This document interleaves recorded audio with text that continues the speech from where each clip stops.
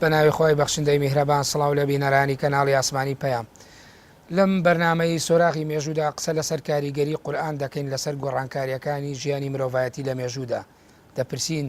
ئایا قورئان چ گۆڕانکاریەکی کرد لە ژیانی مرۆڤایەتیدا؟ ئایا قورئان لەگەڵ کتێبە ئاسمانیەکانی تردا چ جیاوازیەکی هەبوو؟ کاریگەری قورئان تا کوێ ڕۆشت لەو ڕۆوە کە بتوانێت دیوێکی هێمن و ئارام لە ژیانی مرۆڤایەتیدا بخڵقێنێ؟ ئایا ئەو خوێندنەوە جیاوازانەی کە بۆ قورئان کراوە یاخود ئەو ڕاوانەی کە هەیە تا چەند هێما و مانە و مەبەستی و کاریگەری گەورەی هەیە لە ڕووی فرەڕەهەندی و گەورەی قورئانی پیرۆز، تا چەند قورئان بووە یەکێک لەو پەرتوکە گەورە و کاریگەرانەی خۆی پەروەردگار کە ناردوێتی بۆ مرۆڤایەتی لە شارستانێتی ئیسلامیدا؟ ئایا قورئان تەنها بۆ موسڵمانەکان بوو بە مای ڕەحمەت یاخود ڕەحمەتەن للعالەمین بوو لە دەرەوەی موسڵمانەکانیش خەڵکی لە سایە و سێبەریدا شکۆمەند بوون؟ هەوڵ دەدەین لە بەرنامەی سۆراغی ئەمڕۆماندا بە میوانداری هەریەک لە بەڕێزان دکتۆر حەسەن سابیر مامۆستا لە زانکۆی چەرم و توێژەر لە زانستە ئیسلامیەکان، مامۆستا حسین حەسەن مامۆستا لە زانکۆی سێمانی توێژەر لە زانستە ئیسلامیەکان قسە لەسەر ئەم باس و تەوەرەیە بکەین بەخێربێن بۆ سودەی بەرنامەی سۆراغی مێژوو. دکتۆر حەسەن، ئەم مانگەی ئێستا ئێمە تایاژین بارگاویە بە کەشێکی ڕۆحی و ئیمانی و هەروەها زۆر باسی ئەوە ئەکرێ کە قورئان کاریگەری هەیەەوە موسڵمانەکان قورئان ئەخوێننتیایەوە. ئێستا لە نزیک بووینەتەوە لە ناو شەوەکانی لەیلەتول قەدرن کە شەوی و مانگی قورئانی پیرۆزە. ئایا ئەم قورئانە چ گۆڕانکاریەکی کرد لە ژیانی مرۆڤایەتیدا لە کاتێکدا کە بەشێکی زۆری و ڕوبەرێکی فراوانی قورئان کە وەک ئەوەی کە لە ڕابردووە ئەیزانی لە ناو مێژووی ئیسلامیشدا بۆ پەیامبەری ئیسلام لە مانگی ڕەمەزاندا نازڵ بووە؟ بسم الله الرحمن الرحیم. پێشەکی زۆر سپاسی کەناڵی پەیامەکەین بۆ سازدانی ئەم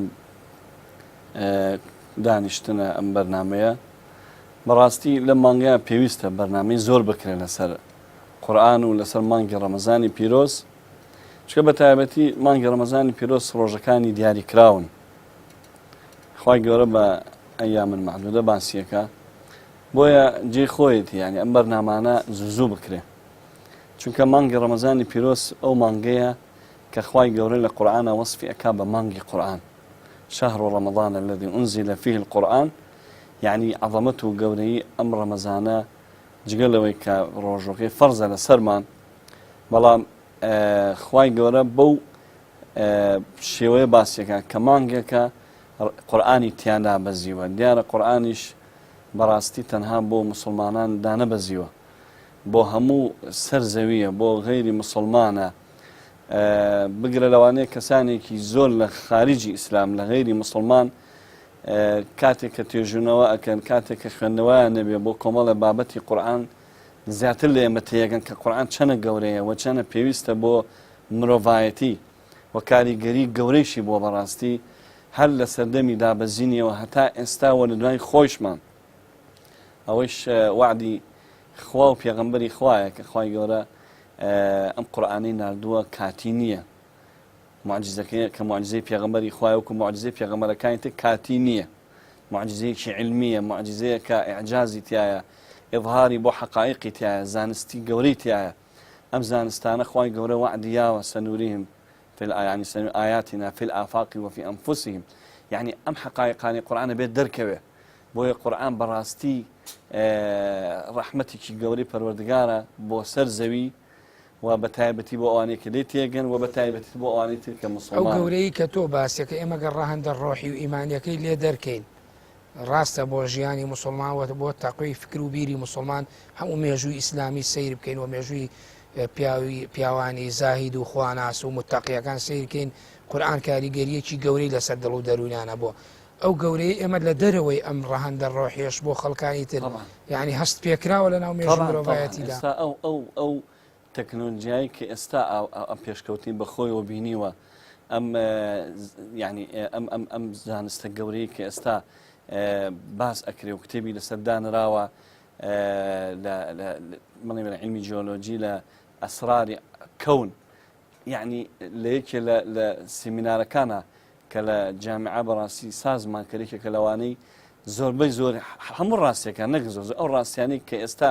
دەرئەکەوێت لە ئەفلاک و لە ئەستێرەکان و لە ئاسمان و لە حتا لە کەش و هەوایە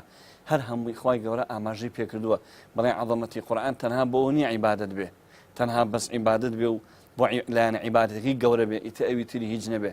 نەخێر گەورەیەکەی قورئان لەوایە کە ڕاستیەکانمان پیشانەدا ڕاستیەکانیش لەسەر دەمی کەسانێک ئەبیستین و ئەبینین لە کتێبی کەسانێک ئەبین و ئەبیستین کە یەکەم جار مسلمان نەبوون یا ئێستاش مسلمان نین بەڵام حقایقەکان هەندێکیان دەریخەن هەندێکیشان ڕاستە ناوێرن باسیکەن چونکە ئەو ڕاستیانی ئەو جۆرە کەسانە جیاوازن ئەگەر ئەو ڕاستیانە دەرخن کەسانێکی زۆر مسلمانە بێتە سەرەوەی کە قورئان ینی ڕاستە بۆیە هەندێکی ئەشارنەوە وئیلا گەورەیەکی قورئان تەنها ئێمە حەسری ناکەین لەسەر لایەنی عیبادەتی و خوێندنەوەی ئاەتەکانی و بڵین تەنها خواپەرستی پێ بکەین نەخێن لە لایەنی زانستی لە لایەنی کۆمەڵایەتی لە لایەنی ئەمە تۆ لەژێر ڕووناکی ئەزمونونەکانی مێژووە ئەم معلوماتانە بەڵێ ئەم یعنی گەورەی قورئان لە هەموو بوارەکانە دەرکەوتووە ئێستا ئەگە بدەوێ بوارێکی باز بکەین بە بەرنامەی بە دوو بەرنامەی سێ بەرنامە تەواو نابێ ئەم بە شێوەیەکی گشتی جەنابەت پرسیارەکە لەسەرەوە بوتون گەورەی قورئان مەبەستم تەنها ئەوە نییە لایەنە عیبادەتەکەی یا بەس بۆ مسلمان گەورە بێ نەخێ بۆ غەیری مسلمان چەندەها کەسایەتی و شخصیاتی گەورە بۆیان ڕاستیەکانیان بینیوە و تەسلیمیش بوون و باوەڕیشیان پێ کردووە. بەڵێ سوپاس مامۆستا. مامۆستا حسێن بۆ نزیکەی 1450 ساڵ ئەچێکە قورئان پەیامێکی خوایی بۆ پێغەمبەری ئیسلام درودی خوای لێبێ هاتووە ئایا وەکو پێویست کۆمەلگای مرۆڤایەتی توانیویانە دەست و پەنجە لەگەڵ ئەم دەقەوە ئەم پەرتوکەوە ئەم تێکستە گەورەی خوای گەورە نەرم بکەن کە گۆڕانکاری لەسەر هێورکردنەوەی ژیانی مرۆڤایەتیە بێت خۆی هەموو نامە ئاسمانەکان و ڕسالی هەموو پێغەمبەرەکان کە هاتووە شەشەکە لەوەدا بووە مرۆڤەکان سەرسەخت بوون بەرامبەریان هەمیان ملیان نەیەوە بۆ پەیامە ئاسمانیان چکە پەیامە ئاسمانەکان هەمیان حەق و عەدالەت تەطبیقەکەن لەسەر زەویە هەمیان بەختەوەری مرۆڤ دروست دەکەن چ لە دنیاە چ لە ئاخرەتە هەمویان ئەنانیەت و خۆویستی مرۆڤ ئەخەنە لاوە لە پێناوی ئەوەی کە عەدالەت جێبەجێ بێت لەسەر زەویە و لە پێناوی یەکسانی مرۆڤەکانە و لە پێناوی ئەوەی کەوا مرۆڤەکان لە بتپەرستی جاکەڵم بتپەرستی ینی بتپەرستی هەدار و بەردەکە ناڵێم ینی کەس پەرستیش بتپەرستیە یعنی لە جیاتی ئەوەی کە پەنابەرن بۆ کەسێک یا بەرنامەیەکی داڕێژرا و لەلایەن مرۆڤەکانەوە بۆ بەرژەوەندی ئەم لایەن و ئەو لایەن خازعیانەکە بۆ بەرنامەکەی خوا کە بەرنامەکەی خوا بریتێ لە حەق و عەدالەت لەسەر زەوی و پەرستنی خوایەکی تاک و تەنها و کارکردن لە پێناوی ئاخرەتە ئەوەش بەڕاستی بە مرۆڤی خۆویست ناکرێ بە مرۆڤێ ناکرێت کە ئەنانیەتی زۆر تیاب بێت و ئەنانەتەکەی نەهێڵێکەوە کارکە لە پێناوی کۆمەڵە لەبەر تۆ قسەی پێغەمبەرەکان کە خوێنن لە قورئانی پیرۆزە هەر پێغەمبەرێک کە ناوی کە قسەکەی هاتووە سیرێکین کەوتۆتە ململانەیەکی قورس لەگەڵ نەتەوەکی خۆیان لەگەڵ ئەو کەسانی کەوا نامەکەی ئاسمانیان بۆ هاتووە قسەی حەزەتی موسا لەگەڵ فیرعەوناس قسەی حەزەتی نوح لەگەڵ قەومەکەی خۆیان قسەی حەزەتی هود لەگەڵ قەومەکەی خۆیان هەروەها هەموو پێغەمبەرەکانی تر یعنی سیرێکین لە ململانێکی سەختا بوون نوح 950 ساڵ تەمەنی بردە سەر لەناو قەومەکەی خۆیان بەڵام دوایی ئەوانەی کەوا ئیمانیان پێهێنا تەنها پڕی بەلەمێ بوون یعنی دوای 950 ساڵ ئەمە دلیل لەسەر ئەوەی کە سەرسەختی مرۆڤەکان و ملایەنیان بۆ پەیامە ئاسمانەکان و ملایەنیان بۆ حەق و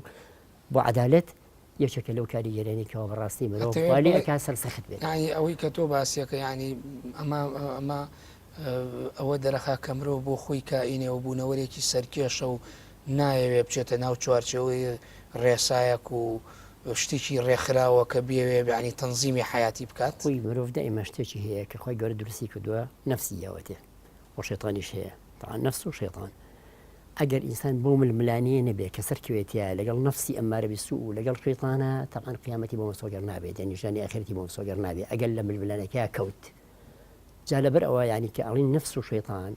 وما أبرئ نفسي إن النفس لأمارة بالسوء إلا ما رحم ربي إلا ما رحم ربي قلت سيليكي بآياتش كما ذلك شيء وما أكثر الناس ولو حرصت بمؤمنين يعني زور بي هرزوري خلق إيماني النية بباورة جعل برا سيليكين أم ململاني إنسان لقل نفسي خويا ولقل نفسي شيطانا كم كسيتي هذا الأشد وما آمن معه إلا قليل يعني سيليكي بوهر بيغمر إلا بيغمر كان سيليكي خويا جماعتي كم پێڕێ و پێغەمبەرەکە یعنی ئەمە هەر بۆ قورئانیش ئەمە هەر بۆ دروستە قورئان بۆ تەوراتە بۆ ئینجیلە بۆ هەموو پێغەمبەرەکانە یعنی هەموو قسەکانی قورئان کە هێناوە عیبرەتە بۆی کەوا مرۆڤ ئەمە بووە وئینسان عنيدة إن الإنسان لكفور يعني لكنود وإنه على ذلك لشهيد زال لبرو سيركين مروفا كان بس سختي خوان وأكن كوا بيريبها مكان ناكن إلا جماعتي كم نبيت دوائن أما دوائن بيام كبيامي أما بس بقشتي قصة أنا بو بيغمبري إسلامات ودري أما لتشيا وكولا فورما لا أبي ياخد دوائن جار بو مروفاياتي قرآن أم بندانة شون بيانك وشون باسيك قرآن دراسية إسا كي بين الإسلام وسر القرآن هات خوري قرآن بفيق صلى الله عليه وسلم جورتين حادثة لتاريخ إنسانيته نلو حادثة جارج كدروز إبيتوا ندرس جوا جورتين حادثة بتي مسلمانة كان يعني جارج كلنا ملتي مسلمانة لو مي إسلامي أشتيج كدروز نابي حادثة كي جورة بيت جانيكم الجاي بقرت بقدر كاريجريا كان شيء بردوامه كاريجري بردوامه إلى آخر يوم القيامة إلى يوم القيامة جل برو كاريجري كي بردوامه هر بردوامي أمينت إنا نحن نزلنا الذكرى وإنا له لحافظون خوي خوينا دوت إخوار وخوشي بارزة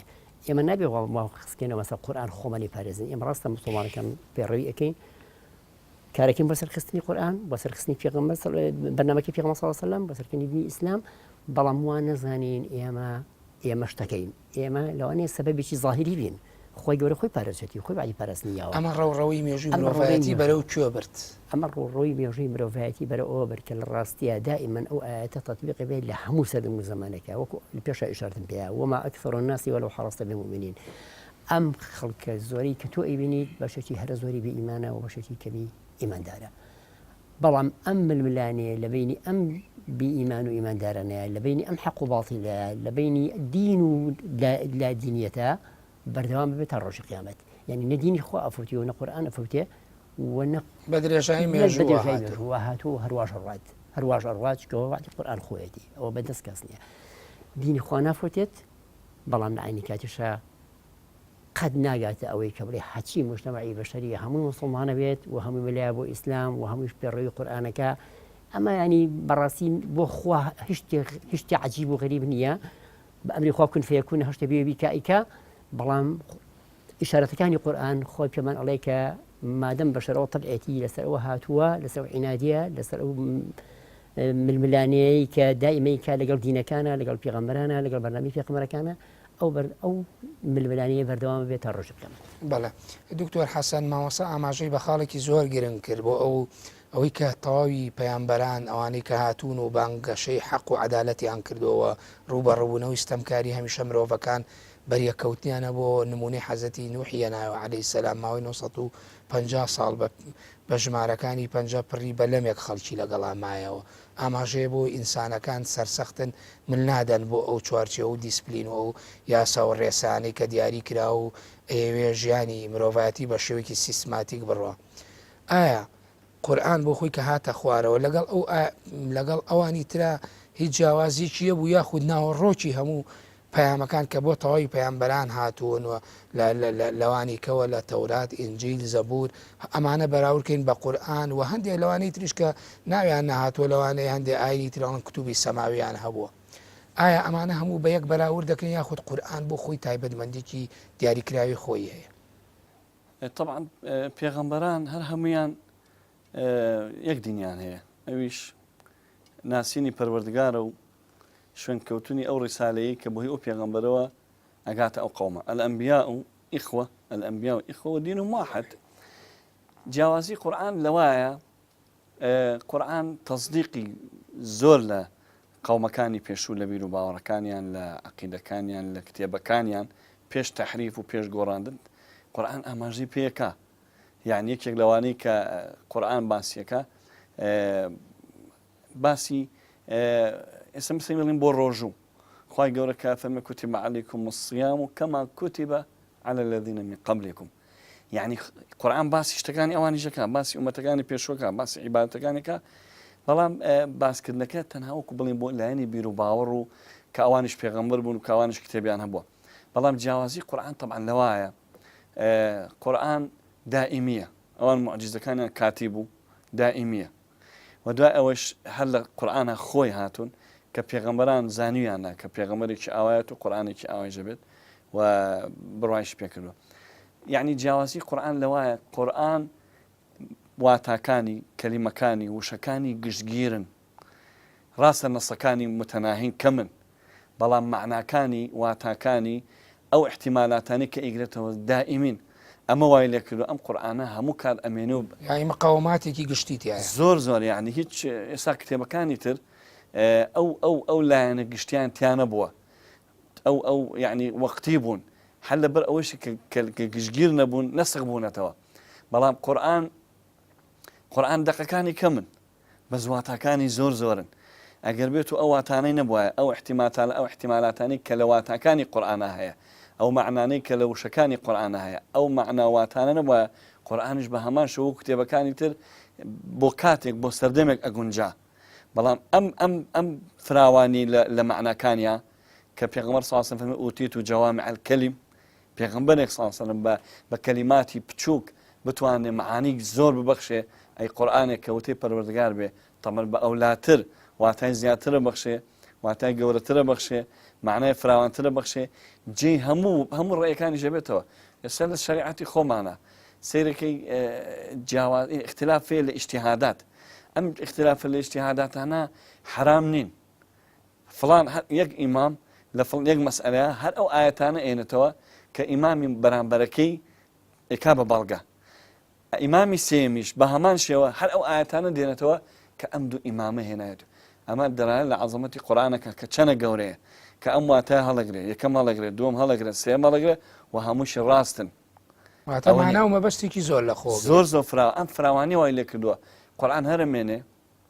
و ئەمە شایەتی تەنها بە زانایانی ئیسلام نی بۆ قورئان، شایەتی بگرن نارانی ئیسلامیشم مستەشریقین. بەڵام تۆ مامەسا باسی نارانەکەی زۆر کەس لەوانی کە ڕەخنە لە قورئانەگرن باسی ئەوەکەن ڵێن قورئان لە هەلومەرجێکی مێژوویە هاتوۆتە خوارەوە و تەنها بۆ ئەو قۆناغە زەڕور بووە، دواتر کاری پێ ناکرێ. ئێوە وەکو توێژەرێ لە بواری یا وەکو فەقیهێکی بواری زانستە ئیسلامیەکان یعنی چۆن لەم بۆ چوونانە ڕوان؟ ئەو خوێندنەوەی خۆیانە، تەنها بەس خوێندنەوەی خۆیانە. ئەگەر ئینسانێکی منصفن، ئینسانێکی زانستی بەڕاستی کەسێکی زانستی و علمی بن قەدە و قسەیە ناکەن. چونکە ئێمە قورئان پێمانەڵێ کە ئێمە لە قسەکانمانە لە خوێندنەوەی بەرامبەرمانە ناکرێ ئێمە بەرامبەرەکەی زەڕبی سفرکەین بڵین تەواوی تر ئیشی ئەم کەسە نەما، ئەم کتێبەی تر دەوری نەما، ئەم شێوەیە نەما. نەخێر یەکێ لە بەڵگە گەورەکانی یەکی لەو بەڵگانەی کە جەنابی دکتۆری ژەزانە تەوان لە شەریعەتی ئیسلامە شەرع مە قەبلە نایە کە ئیسلام باسی ئەوانەی پێشوو ئەکا، باسی شەرعی ئومەتەکانی پێشوو کتێبەکانی پێشوو ئەکا، یعنی زەربی سفری نەکردوون. بگرە زۆربەی زۆر ینی هەندێک بەڵگەمانەیە بەڵگەیە سە شەرع مە قەبلە لە هەندێک لە زایان بەڵگەیەکی گەورەیە کەواتە بێ ئەوانیش وا سێری قورئان نەکەن. ئەمە خوێندنەوەیکی لەوانەیە بەشێکی مامەسا مستەشریقەکانە ئەوەی کە پێوتێ جۆرێک لەوەی کە ئەوانەی کەسێکی مولحید و ئەوانن لە کاتێککە دێن نەقدی قورئانەکەن یا ئەیانوێ قورئان بخەنە ژێر پرسیارە و بیانێ مەوزوعیەتێک بدەن بە ڕەخنەکانە قسە لەسەرەوەکەن بەشێکی زۆری مستەشریقەکان تەعەسسوب وایان لێکە. یعنی من بۆ خۆم ئێمە لە جامعە بووین، مام بەسی کەسی منصیفەکەن، کەسێک کە منصیف بوو، مامۆستایەکمانە بوو تەسەڕوفاتی و عادات و تەقالی لەگەڵ مامۆستاکانی ترا جیاواز بوو. کابرایە بوو حەزی کرد بە زەعامەت و خۆ دەرخستن و جەنابی کاک دکتۆر زانێ مامۆستا لە جامعەیە تەلەبە لەبەر مامۆستای هەڵناسێ چکە بڕاستی ئاستی تەلەبەی زانکۆ بەرزن. ئەو مامۆستایە پێی ناخۆش بوو وە ئیلا هەستاینە، بەڵام لەبەروی کەسێکی زۆر علمی بوو، دوایی کەسێکی زۆر باش دەچوو، دوایی کەوتینە بەحث نووسین لەگەڵ یا بەحث نووسیمان یان چاوای چەند توێژینەوەیەکی لێکردین کە توێژینەوەکانی بینی کابرا تەسلیم بوو تێمە ئەم علمە لەکوێ هەیە، ئەمە لەکوێ دیارە خۆی خوێندنەوەی بوو ئەمە نەبوو ئەم شتەی نەبینی بوو، بەڵام کەسێکی منصیف و اعترافی کرد. مشکلەکەی لێمە حقاتەکانە بینن بەس اعتراف ناکەن. ڕاستە یعنی ئەوە وای لێکەوە ئیلا قورئان بەڕاستی ئەوەی شەهادەتی خارجی غیری مسلمانان و زانانی غیری مسلمانان لەسەر عەظەمەت و گەورەی قورئانەیە کە کتێبێکی ئەبەدیە و دائیمیە و بۆ هەموو سات و کات و بوار و حتا بۆ هەموو لایەنەکان، بۆ هەموو بۆ هەموو ینی ژیان هەموو بوارەکانی ژیان ئەشێ تەنها بەس بواری عیبادەت و نوێشکردن و قوڕانخوێنەوە نییە. بەڵێ مامۆستا حسین لە کاتێکە خی گەورە بڵین کۆتا پێغەمبەری دیاری کرۆ پێغەمبەری ئیسلام محەممەد درودی خی لێبێت لەگەڵ هات نەخوارەوەی قورآانە وەکو دوو دیوی یعنی ئەو حقیقەتەی کە پێوتراوە پەیامی ئیسلام و دوایین پەیام کە بۆ مرۆڤایەتی هاتووە یعنی پرەنسیپەکەیە بۆ ئەمانەکە لە قورآانە فەرباسی ئەوە کافرنەوەما ئەرسەلناکە ئیلا ڕەحمەتە للعالەمین ئەم پرەنسیپە تەجاوزی دەرەوەی ژیانی مسلمان و تایبەتمەندی ئیسلامەتی و خواناسی و عیبادەت و ئەوە ئەکا ئەمە چی ئەڵێ ئەمە چ پندێکی تایە بۆ مرۆڤایەتی ئەوەی کە لە مێژوودا هەبوو ئایا ئەمە وەکو پێویست مسلمانەکان لە دوای پەیامبەری ئیسلامیش توانیویانە تەرجەمەیکەن بۆ ئەمری واقع تاوکو ئەم ڕەحمەتە للعالەمین بێت خوي خوا فرمي ما أرسلناك إلا رحمة للعالمين خدي في غمر وخدي أوبيامك في رحمتك الوداع هردو دي وقيا بلا يعني هل في غمراتك وهم كتابك كقرآن في روسا هل خوي الأخوة والرحمة رحمة يعني شيء رحمة يعني أولك ببيت ماي بختوري مروفا كان إنسان كان لجياني دنيا وآخرتي أنا أما الرحمة أو حقك الإسلام هي أو عدالتك الإسلام هي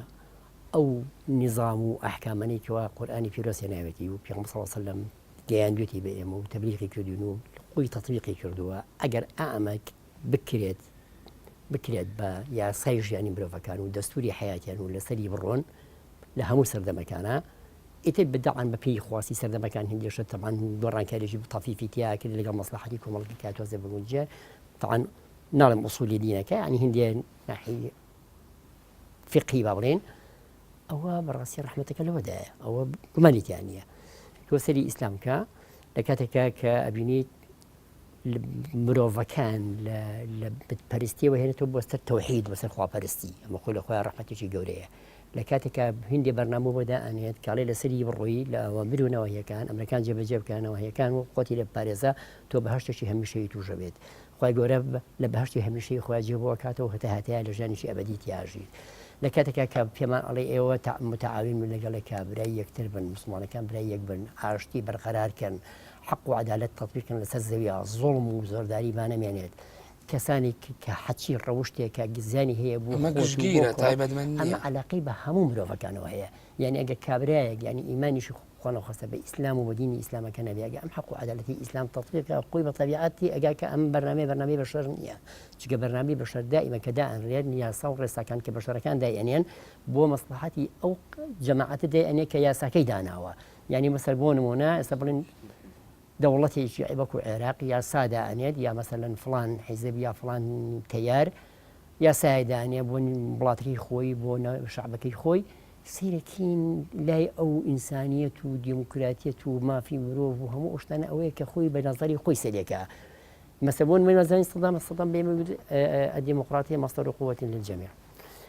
للفرد والمجتمع أيوة بو ديمقراطية اللي صدام حسين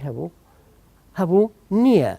كابو أو الديمقراطية لا أو كأخو لسر حكم بيوبارز أخو آمر وناهي بهشي بك فرعون بموسى أو ديجو أترسم موسى بيتنا وتنودينا كتن اللي تجاتو فصار أرزابرته فرعون يعني فرعون ترهيا النمرود هذا حضرت إبراهيم خص عاجر ولا سرويك على أساس ما البرنامج في دواء أرشتو برايتو لهما كتا يكتب برستيكا كابو أكو اللي نجوابي فرسالي كمان بيموتي سختي مروفا كان عنادي مروفا كان وأكا أو رحمة الأخوان دورة خنوا شكبو دائما جماعتك يا كومالي يا كساني كان كدائما أنا متصليد بن وأمانة دائما إيشان أرواح وكل خوال القرآن بفرعون الله فاستخف قومه فأطاعوه يعني فرعون أو قومك يخوي بلا أيان بداروا بردائي هنا ويبردوا يكشتنوا يذبحوا أبنائهم ويستحيي نساءهم أمشتني لقلا أكرن سيركي هم من الكشيفون بجوانا كر لبروا حزتي موسى زورتو شي من الملانيش يقول زبون لقالي تاوك أو رحمة بجاني بلان لحين كتب بني إسرائيل كان هر مليونير وهر بلاي سرسقي إخوان الروشتنو هم بلاي بتبرزكي إخوان الروشتنو تو يعني أجل قصة كان يخونوا أنا القرآن في روزا يعني سير كين سير السمراء بين جماعة بني إسرائيل كتشان كل حضرتي موسى لكاتك موسى أي هال فرعون رزقاري يعني كردن هال ظلم وزوداري رزقاري كردن بەڵێ ئەی تا چەند بەدەنگهێنان وە زمان بەخشین و هێنانە دەنگی ئاەتەکانی قورآن لەلایەن مرۆڤەکانەوە لە ئاستی پێویستە بووە، یعنی زۆر جار یعنی بۆ خۆی تەفسیرەکان و ڕافەکان و خوێندنەوە جیاوازەکان ئەمە بۆ خۆی یعنی جێگەی ئەوە بووە کە هەڵوەستەی لەسەر بکەوە خلافشی دروست کردووە زۆرجار، بەڵام ناوبڕێ وەرەگەم دوای ناوبڕەکە وەڵام بەرەوە.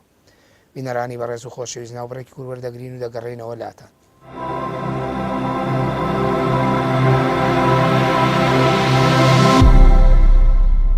جارێکی تر سڵاو مامۆستا حسێن، ئەی بۆ خۆی ئەو بەدەنگهێنانی ئاەتەکانی قورآن بۆ خۆی چ پندێکی تایە بۆ مرۆڤاتی، ئایا لە ئاستی پێویستە توانراوە تەرجەمەی ئەم ئاەتانە بکرێ بۆ ئەمری واقع؟ ئەوەی کە ئێمە ڕاستە بەرنامەکەمان ئێمە بە شێوەیەکی گشتی قسە لەسەرەوەکەین، بەڵام زۆر جار ئەوەش کە پێی وتراوە پەیڕە و کاریە ئەوەی کە ئاەتەکانی زیندوو کردوێتەوە هێناونێتێ دەنگ بۆتە جێگەی ئەوەی کە تێبینی لەسەر دروست بێت. بەڵێ خۆی شتێکی عتادیە لە سەدەمی پێغەمبەر خوا صلی الله علیه و سلم، لە سەدەمی خولەفای ڕاشیدینە، لە سەدەمی سەحابەکانە، یعنی پەیامی ئیسلام وەکو پێویست دەوری خۆی بینی، بەڵام بۆ وەزە زەویا و کۆمەڵێکی زۆری خەڵک لەم لەولاوە ئیمان نەپێهێنا و بوو بە تەرجەمەیەکی لە حەیاتی عەمەلی خۆیانە، یعنی ئەو جیهادە گەورەی کەوا سەحابەکانی پێغەمبەر صلی الله علیه و سلم کردیان بۆ گەیاندنی ئیسلام و ئەو هەموو خەڵکی کە بە ئەفواج وەکو لە قورئانە فەرمێ يدخلون في دين الله أفواجا، خەڵک بە ئەفواج هات مسڵمانە بوو. فتوحاتی ئیسلامی تەوەسوعێکی کرد خۆ تەوەسوعەکە هەر هەمووی ئەوە نەبوو بە زۆری زۆرداری بێت، یعنی خەڵکەکە خۆی حەزی ئەکەیتەوە پەیامەکەی ئیسلام بێت و ئەوانەی ئیسلامە بێن و لە زۆڵم و زۆرداری هەموو زاڵمەکان بەکاریگەری قورئان بوو و لە عینی کاتە بەڕێزگۆیی ئەوانەش بوو کە ڕاستیان نەکرد لەگەڵ ئیسلامە، یعنی کە ئیسلامەکان وەرگرتووە بە ئیمانێکی جوانە وەریانگرتە بوو، یعنی ئەزیە مەسیرەتی هەر سەحابێکی خوێنینەوە لە سەحابەکانی پێغەمبەر صلی الله علیه و سلم، یا سیرەتی هەر کەسێکی خوێنەوە حتا لە بەعضە لە خولەفاکانی ئیسلام، یعنی دوای خولەفای ڕاشیدین کەسێکی وەکو عومەری کوڕی عەبدولعەزیز خوێنینەوە ئینسان ماتون متحیرە بێنێ ئیسلام چی پەروەردە کردووە، ئەم هەموو عولەمای ئیسلامە کە هاتوون خزمەتی دینی ئیسلامیان کردووە طەوعەن کەس زۆری لێ نەکردوون و لە پێناوی مەسلحەت و مادەشان نەبووە. کابرایکی وەکو بوخاریە لە بوخارەوە ئەگاتە مەککە و مەدینە و میسر و شام و حەدیثەکانی پێغەمبەر کۆکاتەوەنەوە چەند ساڵ، یعنی بدوایە ئەگەڕێ لا نريد منكم جزاء ولا شكورا، هیچی خۆ هیچی دەستکەوت نەبووە. خۆ ئەمە کابرا لەبەر کارەبەوە و مبەڕید و سپلێتان نەهاتۆ دانیشە مشتانە بنووسێتەوە، کابرا خۆ هاتۆ بە قەڵەمێکی قامیشی پێ بووە دەهاتەوە دەهات و شار و شار و خێمە خێمە و دەوار گەڕاوە بۆ شۆن ڕاستکردنەوەی حەدیثێکە بە شۆن کەلیمەیەکە ئەم حەدیثە ئینەیتی ئایەتیان نییە، ئایا ئەم حەدیثە بە نەس فڵان کەس وتی یان نا، یەکی کاتۆ تحقیقێکی دۆ لە ڕاویەکەیە ئایا ڕاویەکانی ئەم حەدیثە هەمان ئینسانێک بن کە جێگەی متمانە بوون، عادل بوون، ضبط و ڕەبتیان فکریان باش بووە، لەسەر خۆ بوون، یعنی ئەمە پێگەیاندنی قورئان نیە چییە؟ ئەمە ئەم پێگەیاندنە، ئەمە قورئان مەدرسەیەکی عەزیمە، خەڵکانیشی پەروەردە کردووە کە هەتایە جێگی شانازی نەک هەر مسلمانەکان ئەبێ هەموو مرۆڤایەتی بن، چونکە ئەوەی کە ئیسلام هێنایە پێشەوە ئەو هەموو عیلمە پەیڕەوکارەکانیش بە هەر شێوازێکی جیاواز بوو مای دەوڵەمەندی بوو بەتەئکید. پێغەمبەر صلی الله علیه و سلم خۆی باشترین قودوە بوو، لەکم فی رسول الله ئوسوة حەسەنە، یعنی پێغەمبەر صلی الله علیه و سلم خۆی باشترین قودوە بوو کە قورئانی تەرجەمە کردووە لە حیاتی عەمەلی خۆیە، کان خولقه القورئان، یعنی پێغەمبەر خۆی قورئانی بەسەر زەویا ڕۆیوە. جا لەبەر ئەوە یعنی ئێمە نابێ بڵێن کاریگەری قورئان زۆر گەورە بووە، بەڵام مەبەستمان ئەوەیە ئەگەر ئێمە کانن ڕەحمەتەوە خوێندنەوە جیاوازەکان و جاری وایە تەرجەمەکردنی قورئان بۆ ئەمری واقعیش گەرچی لە ئاسی پێویستانە بوو بێت لە بایەخی قورئانی کە ئەبەدەن بە پێچەوانەوە قورئان، یعنی من جاری وایە زۆر کە قسە ئەکەم ئەڵێم جێبەجێ نەکردنی قورئان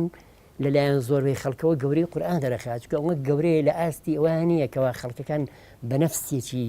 ئەمارە بیسوو ئەوە بە هەموو خۆپەرستیەکە و بە عیبادەتی زاتەوە بێن قورئان تەطبیقکەن. بەڵێ دکتۆر حەسەن، زۆر جار کەسیری مێژووی تەفسیر و ڕاوەکاری قورئانەکەین ئەو مفەسیرەکان ئەوانەی عەرەب بوونەوەی غەیری عەرەب و تەنانە کوردەکانی خۆشمان و بە زمانە جیاوازەکانش ئەبینین تەفسیرێکی زۆر و مانە و مەبەستێکی زۆر بۆ قورئان وەکو خۆت پێشتر لە وەڵامەکان تاوتێ بۆ قورئان کراوە، تا چەند ئەمە گەورەی بە شارستانەتی و بە مێژوو حەزارەتی ئیسلامی بەخشیوە. طبعا قورئان بە هەموو زمانەکان ئێستا تەرجەمە کراوە، بەس خوێندنەوەکەی بڵێن بە غەیری عەرەبی ناخوێنرێتەوە، بەڵام تەفسیرەکانی ڕافەکردنی وشەکانی کەلیمەکانی بە هەموو زمانەکان کراوە، ئەمەش وای لێ کردووە کە خەڵکێکی زۆر بەڕاستی حەز بە تێگەیشتنی قورئان بکەن. یعنی حەز بە تێگەیشتنی قورئان بکەن، چونکە قورئان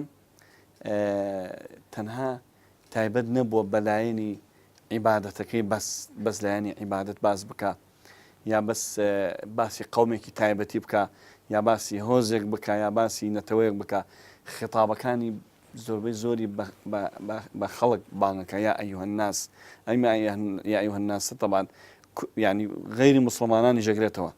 غیری مسلمانان کەڵین، چونکە مسلمانان خطابەکان بە یا ئەیوهە الذین ئامەنوا، بەڵام غیری مسلمانان کەڵی یا ئەیوهە الناس ئێتە هەموو قەومەکان، هەموو هۆزەکان، هەموو زمانەکان هەر هەمێگرێتەوە. طبعا ئەمە گەورەی قورئان دەرەخا بەڕاستی. هەڵبەت ئەو من مەبەستم بەشێکی زۆری لە خوێندنەوەی جیاواز بۆ جەوهری ئاەتەکانی قورئان. لەوانەیە هەندی ئاەتەیە لە قورئانە خوێندنەوەی جیاوازە، لەوانەیە تۆ کە ئیخوێنیتەوە تەفسیریەکەی و لەگەڵ مامۆستایەکی تری جامیعە و لەگەڵ مامۆستا حسەینە هەموو ئەمانە کۆمەڵی تەفسیری جیاوازی پێبەخشن. مەبەستم ئەوەی ئەم فرەییە، ئەم پلورالیە، ئەم زۆری و یاوینە ینی چ گەوریەکی بە قورئان و بە مێژووی قورئان و بە حەزارەتی ئیسلامی بەخشیوەکە قورئان سەنتەری هێز و قووەت و شکۆمەندی ناو شارستانیەتی ئیسلامیە. ئێمە باسمان کە وتمان قورئانێکی لە ئەسرارەکانی قورئان ئەوەتانێ کە وشەکانی احتیمالاتی زۆر هەڵەگرێ، هەر لەبەر ئەوەیشە تەفسیرەکان جیاوازن. ئەم جیاوازیە تەنەوع دایم لە شتا بەڵگەی لەسەر گەورەی شتەکە، تەنەوع یعنی خوێندنەوەی جیاواز. ئەو تەنەوع هیچی بە هەڵە لێک نادرێت، هیچی بە هەڵە نادرێتەوە، چونکە کەسانی پسپۆڕ و زانا ئەم تەنەوعیان لەناو قورئانە بڵین خوێندوێتەوە. ئەمە نییە تەنها قسەیەکی کەسێکی سادە بێ یا لە خۆ وترا بێ، ئەمە هەمووی بە زانستی و بە علمی. ئێمە حەقلێکمان هەیە بڵین هەر لە زمانی عەرەبیشە لەفظێک مشتەرەکمان هەیە. لەفظی مشتەرەک کامەیە؟ ئەم وشەیە جەنابەت بم شێوەیە تەفسیرەکەی ئەو واتە هەڵەگرێ، مجتهیدێکی تر عالمێکتر بم شێوەیە تەفسیرەکە ئەوەش هەڵەگرێ، ئەمەش بگرە تا نۆ احتیمالات زۆر جار وشە هەڵەگرێ. ئەمە عەظەمەتی ئەم قورئانە ئەگەیەنێ. بەڕاستی قورئان جیاوازەکەی لەوایە بوو، ئەوە نەبوو تەنها بە یەک جار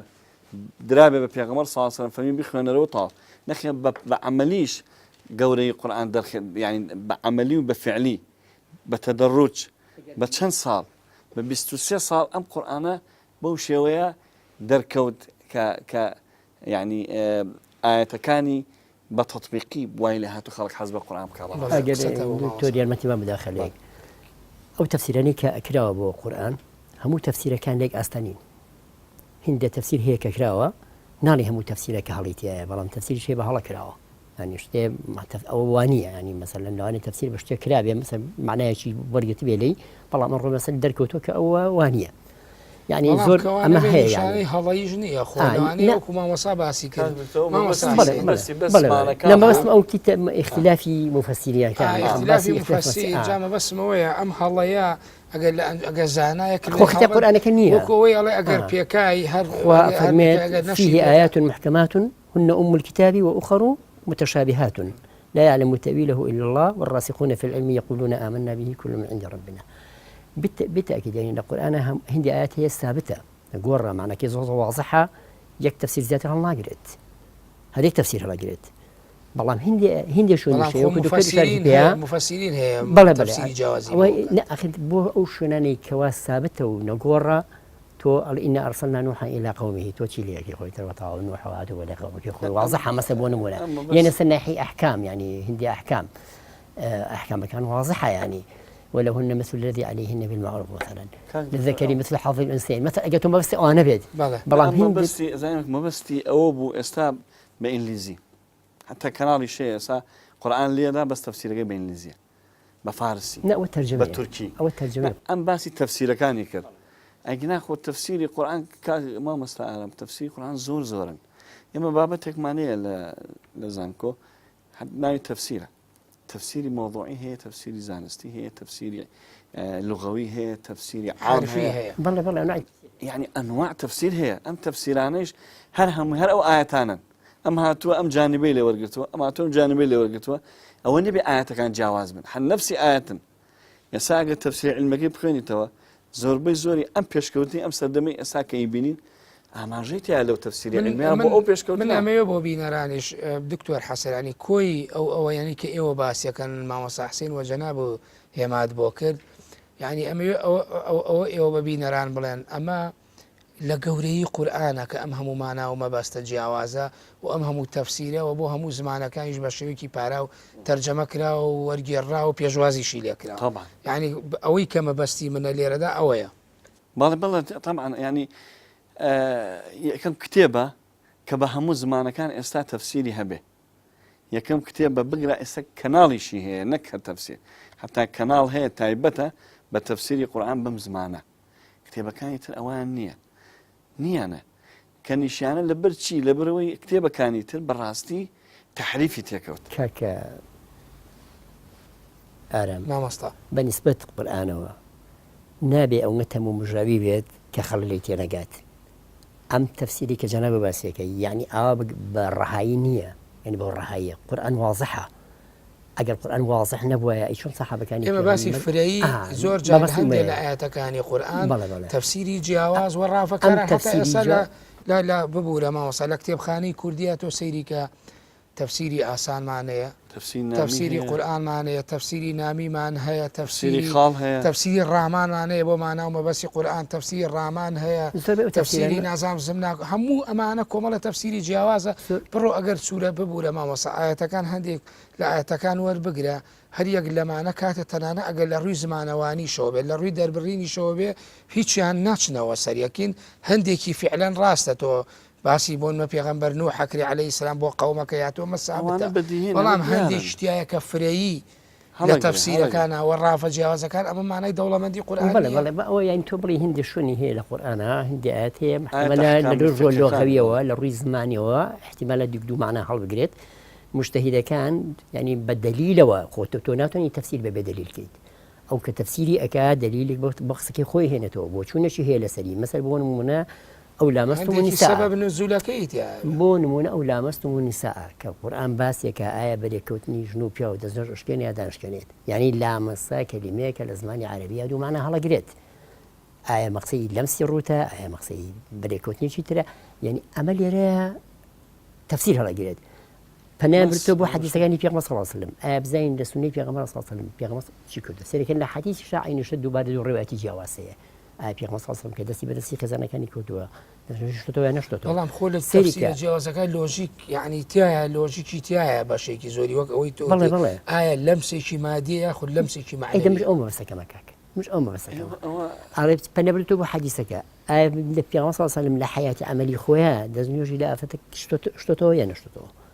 حديث هي هر حضرتي عائشة روايتي أكاك في عمر صلى الله عليه وسلم دستي بري كوتو دستي شتوتو لعين كاتا حديثي كشيء عائشة روايتي كاو دستي شي بري كوتو دستي شي نشتوتو كابو أما شيء يعني درجة صحتي أم حديثة لا أم إمامة أم بصحة الزانية لسيد الروال الناس كذا إما بلين بامته كمان بشويكي قشتوني بلين باسي حكمي كتابتي بكن بلان طبعا زيادة آيات أحكام كان أحكام فقه كان أو أنا همي جاي اجتهادات آيات عقيدة وقصص الأنبياء وكمال اشتي أمانة وكجنابي ما وصف فرمي راسته أما تفسيري يك نوع تفسير رام أحكام كان زور جار فري هلا هندي ما وصف هندي آيات شيء تفسيري ناوي إما كردي بويا وأتوزي بلا معنا قرصة أجرا قلتو مثلا إما لا بغاب ولا زانكوي بغا كمال آيات بر زمان حد أو زمان اعتيادي كأواقس بينه وآياتان بديهين بلام إما باسي أواكين كقرآن جوازكي لوايا يعني تايبد نكراو بجانبكوا أميك دو تايبد نكراو بكاتيكوا تايبد نكراو بقومكوا أما نكبلين خوا فرزي شكل بحال فرز إلا بلا أم قرآن بس بو أما نخير هل خدي حقيقة الراستي آيات كان قرآن وايلي كذا أم قرآن عام به يعني قشت جير به وايلي هات يعني وايلي إما ما مستعمل هي ما مستعمل هذا منها مرج القرآن خيرم بنيجي هناكم بس مرج القرآن خيرم لبرتش يلا استفادة ليكم استفادة زمانواني ليكم على من استفادة زمانواني ليكم في عربي فصحى أبن بي زورشت هي حتى لك أنا لكنا استشهاد بزو آياتك خوما بو أولنية بلين باورشان بي بو مەبەستی ئەوەیە ئەم قورئانە یعنی کۆمەڵە تایبەتمەندەکەی لەوایە کە غیری مسلمانیش حبی هەیە بۆی بەڵام ئەمێت تۆ سەرەوەی کە بڕای پێ بیا بڕای پێن ئەوان لای خۆی گەورەیە قسەکەی ئەمە بەشێکی زۆری لەسەر ئەوەیە ئەم قورئانە کە ماوەی 1400 و ئەوەندە ساڵە لەناو مێژووی مرۆڤایەتیە هەیەەوە مسلمانەکان و باوەڕدارەکان و ئەوانەی ئیمانیان پێهێناوە پەیڕەوی لێ یەکەن ئەمانە ئەمە کاریگەریشی گەوری لە ناو شارستانتی ئیسلامی و لە ناو مێژووی ئیسلامی و کاریگەری لە سەر نووسینەوەی دەقی مێژی ئەوەی کە ئەو مێژووی کە مێژوو نووسە ئیسلامیەکان نووسیات و ئەمە بۆ خۆی کاریگەریەکی گەورە و بەرچاو و دیاری هەبووە قسەکەی ئێمە لەسەر ئەمەیە چکە قورئان یەکێک لە سەرچاوە بەهێزەکانی ناو حەزارەتی ئیسلامی ئەو سەرچاوانی کە باز بکرێن ناو شارستانەتی ئیسلامیە و ماوەتەوە بۆ نەوەکانی ئایندە لەژێر کاریگەری قورئانە بۆ کە بەهایەکی ڕۆحی باڵای هەبووە ڕاست قورئان لەبەرەوەی تێکڵاو کردارەکان بوو تێکڵاو ئەعمالەکان بووە شتێک نییە پەیوەندی تەنها بە خەیاڵ و عەقیدە و بیر و باوەڕ بێ قورئان هەرمێنێ کەسیش ناتوانێت بڵین بیەوێت لای بایا کوێت نسخی کا یا بە شتێک بە جۆرە لە جۆرێ بۆ چونکە تازە ئێستا باسەکرێت زۆر جار ئەمبیسین کە وستیانە بڵین قورئان نەمێنێ هاتوون هەڵساون کتێبی چەندگرتوون ئێمە ئیسوتێنین بۆی قورئان نەمێن حتا ئەوانەی خۆیان کە هەڵساون بە فتووا بە قورئان بۆ ناسووتێ بەوەش بەوە لەناو ناچێ بەچی لەناوەچێ لەناو سەدوو لەناو دەرونی خەڵکا دەریبێنی لەناو دڵدەنی خەڵکیشان دەرنایەتەوە تازە چونکە بۆ حتى بقرا يعني كساني غيري مسلمان ايش بالقران كم بس ناوي ناني قران يعني براستي بلان بكاريغري وهجموني او هجمون الروحي كقران دروسي كردوا انجنا راسته وخوب وخوان كنتو جيرو كاريغري طبعا يعني هند جاي وحقائق بين لبنان مثلا كساني غيري مسلمان قبينه سيركا كمال اشتتاء بيني ام انسانه معجبه بهم انسانه كواتا بو معجب بو بم إنسانة لبروي أم إنسانة بدقي قرآن إجا كما دام بدقي قرآن شكل كواتا أما عظمتي قرآن كدرخة بلى أما مصا حسين إيوه زور لبواري ساق كردنا ويدزنو سودي كومنتاقانا إشتان كرو لواني باشيكي قرآن هبو دزنو سبو تاچن أو دزنو سانا لجير كاريگري آياتكاني قرآن يعني هيزو بيزو باەخیان کەماوەتەوە بۆ نەوەکانی دواتر دیار بۆ بەرچاو بووە و ئیشی تیاکراوە زیاتر ئاسانکاری تیا بوو بۆ ئەوەی کە ئەو دەقانە ساغ کراوەتە لەوانەیە زۆرجە هەندێک دەق هاتووەوە هەندێک دەستنووس کە ئێوە ساغیەکەنەوە بارگاویە و دەقی ئاەتەکانی قورئان تایە وجودی هەیە تا چەند ئەمانە ئاسانکاریان کردووە قورئانەکە خۆی ئەمە بەستم ئەوەیە ئەو دەقانەی و ئەو دەستنووسانەی زۆر جابۆ نمونەتەوە نامەیەکی مەولانە خالیدی نەقشبەندی دەی دەستنووسێکە ڕاستیەکەیتەوە بۆ خەلیفە یا موریدێ مەنسووبێکی نووسیوە لەوانەیە ئاەتی تایە ئەمە بەد بە شێوەیەکی دەستنووس نووسەوە تا چەند ئەمە ئاسانکاری و ڕوونکردنەوەی داوە تاوەکو لە ناوەڕۆک و ڕۆحی ئەو نامەیە ڕوونتر بێ بۆ ئەوەی کە دەستنووسەکە یاخود دەستخەتەکە ساغەکاتەوە ئەجاتوان لە ڕووی ساکردنەکەەوە شتێکی ترەچکەن طبعاً واریدی شەوانە بەڵێ هاتووە احتیادیە بەڵام هەر بە تایبەتی هەموو نووسینێکی کۆن کەزانەکان یا ئەدیبەکان کاتی خۆی کەشتێکیان نووسیوە زۆربەی نووسینەکانیان چ نامە بوو بێ چ غێری نامە بوو بێ بەنام بردۆ بە قورئان قورئانەی هێناوە کردوانە بەڵگە بۆ قسەکانیان یاخۆی ئیستیعانەیان کردو بە قورئان لەبەر چەند ئاەتێک یاخود ئاەتێکیان لە ئەوڵەوە لە ناوەڕاستە لە کۆتاییە هێناوە نووسیوانە تەوانێ ئەو ئاەتانەیە کە هێناوە تۆ چەند مەبەستێکیان هەبووە یەکەم تەئیدی قسەکانی خۆیان و سەلماندنی قسەکانی خۆیان مەبەست بووە دووهەم پیرۆزی قورئانەکە وەکو شتێکی مبارەکە لە ناو ناسەکە هەبێت و پەیوەندیێکی بە ناسەکەەوە هەیە سێهەمیش ئەو ئاەتەکە هێناویانە نووسیوانەتەوانێت بە شێوەیەکی وەها نووسیوانێتەوانێت کە ئیملای قورئانەکە و نووسینەوەی قورئانەکە و ڕسمی ئاەتەکە یعنی بزیاتر دیدی خوێنەرکەوتۆ بەرچاوڕوونی و خەڵک فێری نووسینەوە و خوێنەوەی باشتری بوو و لەعینی کاتیشە خەڵک فێری ئیستیشاد بێ بە قورئان بەڵام من ماوەی بەرنامەکەم تەواو بێت تۆش هەندێک شتی نووسیوە نازانم هیچ شتی ئیزافەیەکت ماوە لەو نووسینان ئەگەر لەسەر کۆی تەوەری بەرنامەکە سەرکاریگەری قورئان لەسەر گۆڕانکاریەکانی ڕەوتی ژیانی مرۆڤایەتی من ئەو ناوت ئیزافەیەکت ما بێت ئیزافەکەم من تەنها ئەو ناڵێم قورئانی پیرۆز کە هاتە خوارەوەتم گەورەترین حەدەث بووە وە گەورەترین کاریگەری هەوە لەسەر مرۆڤایەتی و هەتا ئێستاش ئەو کاریگەری کە ئیسلام هێناوێتی لە ڕێگەی قورئانەوە بۆ تەغییری مجتەمع و بۆ گۆڕانکاری و بۆ تەطبیقکردنی حەق و عەدالەت بە تایبەتی لە سەردەمی پێغەمبەر و سەحابەکانی خۆیان تا ئێستا هیچ نیزامێک و هیچ قانون لەسەر ئەرزە بۆ شێوەیە نەبووە. ئەو بە تەئکید و مجتەمعێکی دروستکرد بەڕاستی کە خەیرە ئوممەیە وەکو لە قورئانە فەرمێ کونتم خەیرە ئوممەتین ئوخرجت للناس تأمرون بالمعروف وتنهون عن المنكر. بەڵێ دکتۆر حەسەن ئیزافەیەکی دەما بێت. وڵای ئیزافەکەی منەوەیە گەورەی قورئان لەوا دەرەکەوێ کە شوێن کەوتوەکانی گەورەیەتێکی دەرەخەن. یعنی بەڕاستی قورئان خۆی زۆر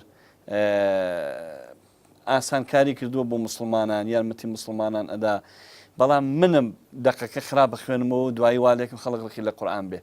بۆیە تطبیقاتەکەی قورئان لە بەشەرەکانە لە ئینسانەکان بۆی داواکارم بەڕاستی با ئێمە دائیمەن کارێ بکەین کە قورئان بە گەورەی بمێنێتەوە ئەویش بەچی بەوەی کە ئێمە پیشانی خەڵکی بین قورئان گەورەش خەڵی سەیرێمەکە کە من هەر کاتێ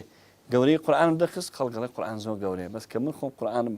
بە خراپ سەیەکە خوا نەخواست بە شێوەیە پیشانی خەڵکەمە خەڵکەڵم بەم کتێبە کاتی نەماوە. بەڵێ زۆر سپاس بۆ دکتۆر حەسەن سابیر مامۆستا لە زانکۆی چەرمۆ توێژەر لە زانستە ئیسلامیەکان. سپاس بۆ مامۆستا حسێن حەسەن مامۆستا لە زانکۆی سلێمانی توێژەر لە زانستە ئیسلامیەکان. سپاس بۆ ئەوەتان لە بەرنامەی سۆراغی خۆش بێت. بینەرانی بەڕێز و خۆشەویست بەم شێوەیەتمە کۆتایی سۆراغی ئەم جارە تا سۆراغێکی تر بەخۆی گەورە و میهرەبانتان دەست پێرم. خواتان لەگەڵ کاتێکی خۆش بۆ هەموو لایەن.